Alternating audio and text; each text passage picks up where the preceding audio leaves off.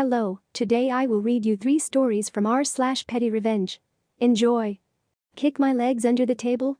Say goodbye to your saved data. By you/my cat is a sandwich. This story happened about 15 years ago, so a few details are slightly murky in my memory, but all the major ones are clear as crystal. I was also a kid at the time, so looking back I realize I may have behaved like a bit of a dick, but the spirit of petty revenge is still there in my past actions, so why not tell the story?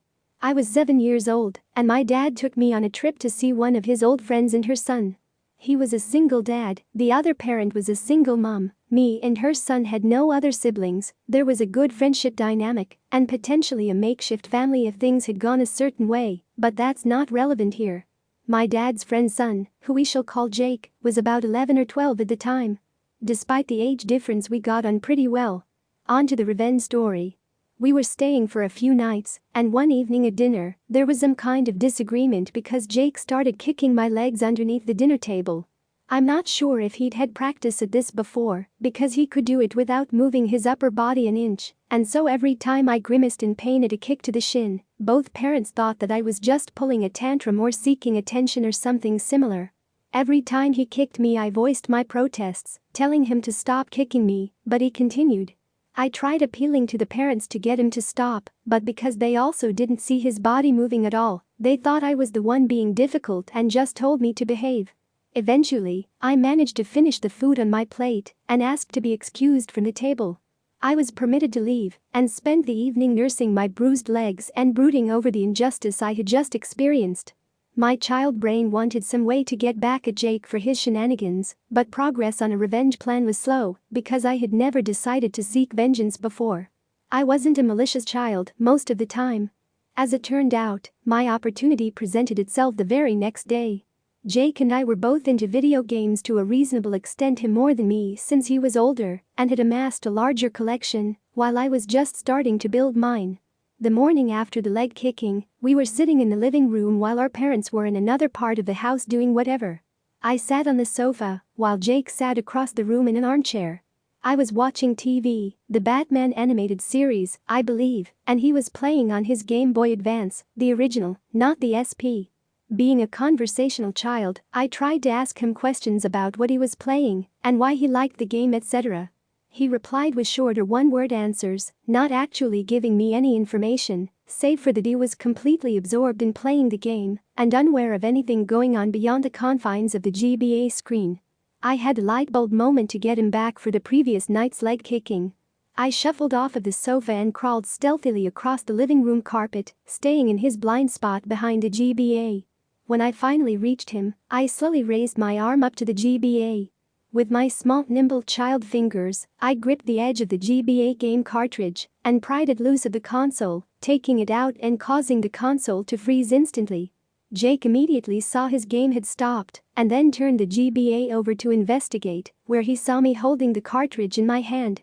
I dropped it, got up and sprinted away as he chased after me screaming, "I hadn't saved in 2 hours." Our parents heard the commotion and got us to explain. I was probably overly honest and told my dad the whole story as I've told it to you internet strangers now. This forced Jake to admit to him kicking my legs the night before.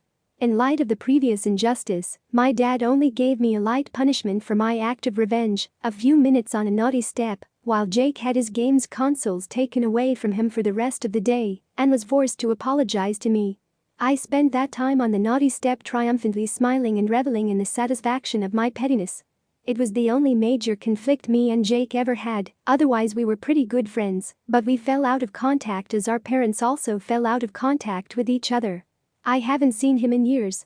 Jake, if you're out there, I hope you're doing well and you managed to complete the game you were playing. But don't go kicking people's legs under the table. I wanted to get him back for 12 years. Backstory: my school had a problem with kids asking for permission to go to the bathroom or to go outside and drink water from the water fountain, and them goofing around or meeting other kids to play Beyblade battles, really popular back then. So our teacher created a new rule that one kid at a time gets to go to the bathroom, and that we must all have water bottles with us and refill them before class, but every day a kid would take a plastic bag and collect the bottles to refill them at the water fountain. Besides the protests from some of the kids, this rule was approved and we had to obliged. This is where I have to introduce Sheldon. He was a nice kid, really smart, and he really liked jokes and pranks, especially if I was the one who got pranked by him. He is probably the only reason I enjoyed being to that school, since every day he would come up with something new to make each day interesting.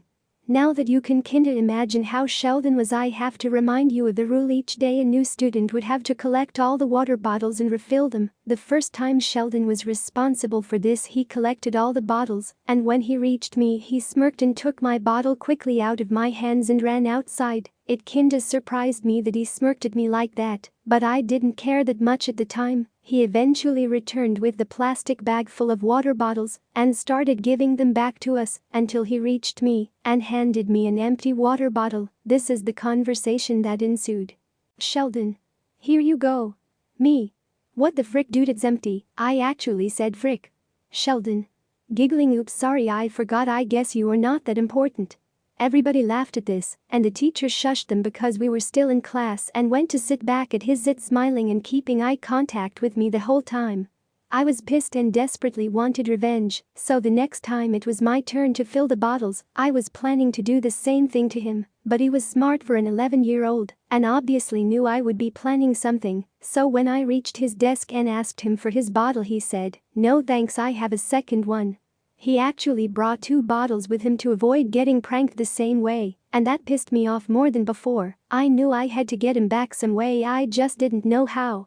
Years passed with me never forgetting about the prank. We went to high school where the rule didn't apply anymore, and I would occasionally politely ask to go the water fountain, and then asking the class if anyone had a bottle for me to refill for them. Sheldon always had a second, and he would announce he had a second while smiling at me, knowing what I had been planning for all those years. The revenge. 5 years passed since we had graduated. Many of my classmates stayed back in the island we were living, except from some, not related to the story, Sheldon and me.